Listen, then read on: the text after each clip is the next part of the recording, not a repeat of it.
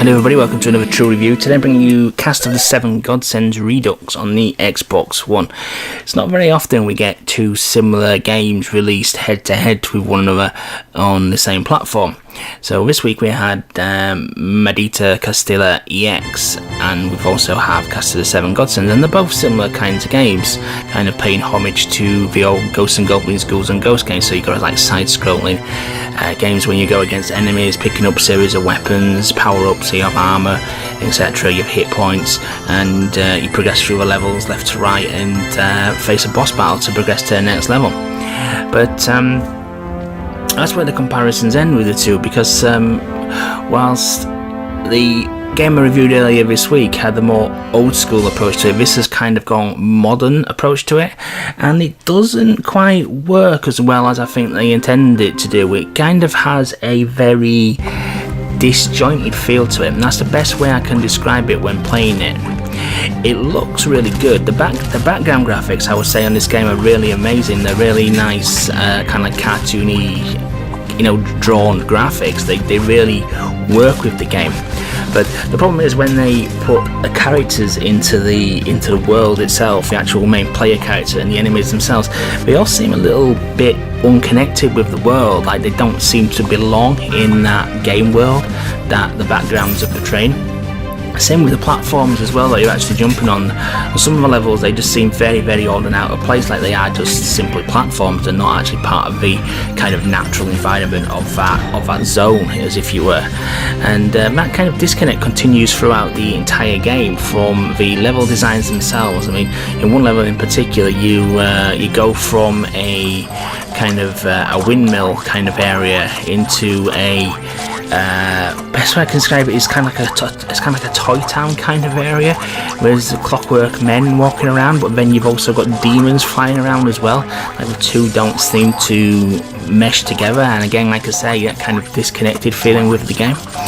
And another one, for example, you're in an underground cave with lava, and then all of a sudden you're in a blizzard snowy village area, and like I said, the enemies just don't seem to fit with the terrain that they actually belong to, or actually are placed into. And that disconnect also goes into the actual gameplay itself as well. The controls feel very, very floaty and really, really weird. I think it's down to the animation. There's a lack of animation with some of the characters, especially the player character. You can like see frames are skipped where there's not an animation for like a fluid motion of him running. It's like when you throw in a weapon, his leg kind of sticks out, but there's kind of like no in between. There's no smooth animation. It's kind of like frame 1 not throwing, frame 2 throwing, and it's just kind of like very, very weird. Like I say, you may not be able to pick it up from the video, but honestly, when you're playing it, you just have this complete disconnect feeling with the game world, with the controls, with the visuals, with the enemies that you're fighting. It just look like it's like two separate people have been made to program the game. Like one designed the background art, and then one designed the actual characters that go into this world, and they've had no clear blueprint in what the aim of the game was and what the style of the game was. Now, I'm sure that's probably not the case, but that's how it's come across to me personally. But anyway, how does it play? Well, it plays okay for the most part. It's because of the weird disconnect with the controls. It's a bit odd to play.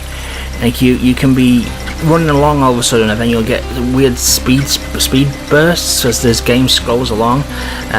Some of the platforming can be a bit iffy because you can't actually jump down the platform. You only can jump up. So if you jump onto a ledge, for example, you have to run down the ledge and drop down manually. You can't just jump straight down, which is a little bit weird. You can fire in all the directions, down, left, right, up. There's a good selection of weapons available to you, but a lot of them are pretty useless, to be honest with you. I was finding, especially with the boss battles, if you're equipped with the wrong weapon, you're pretty much knackered, to be honest with you, because your attacks will go over the enemy's weak point. And for one example, I had these hammers which arc, and the boss's weak point was his head. The arc wouldn't go high enough to reach his head, even jumping and firing at full height. It wasn't enough to clear his invulnerability area, and there was just tinking off his armour, and I was just powerless to do anything. I had to actually restart the entire level and get there with a different weapon. Speaking of weapons as well, you also have armour, which are provided by the godsends of the title.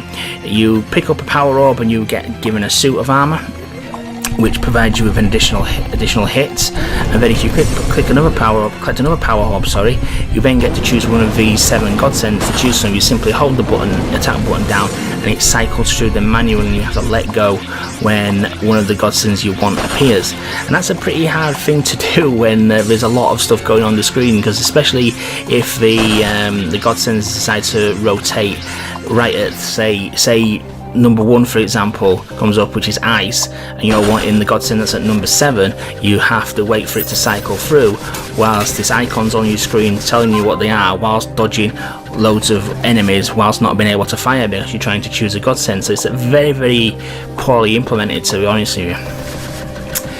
Sound wise, the sound's probably the best aspect in the game. I really like the sound. It's kind of like very orchestral and really kind of suits the background. Not so much suits the action, but it suits the backgrounds of the levels that are going on there.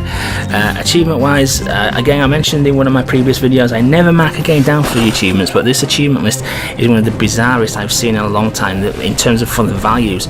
The majority of the achievements are either worth 100 gamer score or 1 gamer score, with a few dotted at random amounts throughout the game. And it's quite easy to rack up a decent amount of gamer score, with some of the more difficult achievements only carrying a very meagre amount of score. Even like I think the one for completing the game with no continues, or it may be one for completing it with no power armor, is worth a meagre 1 point, and that's going to be a very hard achievement to get.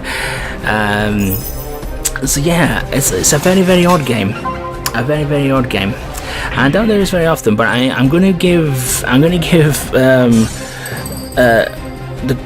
this game a 2 out of 5, but I am going to recommend that you do purchase it, simply because it's reasonably priced at £4.99, and it's clearly a budget title. That doesn't excuse it for having problems or issues at all, but it's worth playing for that price, if you get what I mean. You're going to get your money's worth, you're going to get your enjoyment out of it, and it's worth playing just for the experience. It's just a very strange sensation and a very strange game to play. But I did enjoy it. Like I say, it just got too many issues with it really for me to give it a good rating. But it's still a decent enough game and worth playing, but it's got too many issues that I can't overlook it really. But I'm going to give it a 2 out of 5, but do recommend you do pick it up, because it is very, very reasonably priced, and you will get some really good gaming time out of it, to be honest with you. So I hope you enjoyed that review, guys. Please remember to like, comment and subscribe, and I'll catch you in the next video.